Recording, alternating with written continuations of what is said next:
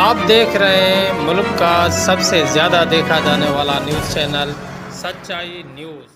हाँ नाज़रीन, मदे जी खां इलाही बख़्श भुट्टो जी रिपोर्ट शामिल कंदा हलूं त मंशियात विकिरो कंदड़नि ख़िलाफ़ क्रैक डाउन कयो वियो आहे। SHO मदे जी ॻुझे इतला मिलण बाद शाही बाज़ार में कार्रवाई करे जुआ ऐं मंशियात विकिरो करण जे इल्ज़ाम हेठि अतन उर्फ़ एतबार शाह खे गिरफ़्तार करे वरितो। जॾहिं त गिरफ़्तार थियल खे मदे जी पुलिस लॉकअप करे गिरफ़्तारी पिणु ज़ाहिर करे छॾी आहे। SHO मदे जो चवणु आहे त SSP शिकारपुर जे हुकुम ते जुआ ऐं मंशियात हलाईंदड़नि ख़िलाफ़ क्रैक डाउन कयो आहे।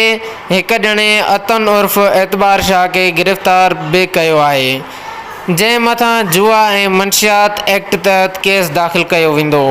जॾहिं त SHO मदे जी इहो बि यकीन ॾियारियो त जुआरी ऐं मंशियात विकिरो कंदड़ केतिरा बि बाअसर छो न हुजनि, संदनि ख़िलाफ़ कार्रवाई करे कानून जे कटहरे में ज़रूर आंदो वेंदो। मज़ीद खबरें और अपडेट्स के लिए देखते रहिए सच्चाई न्यूज़।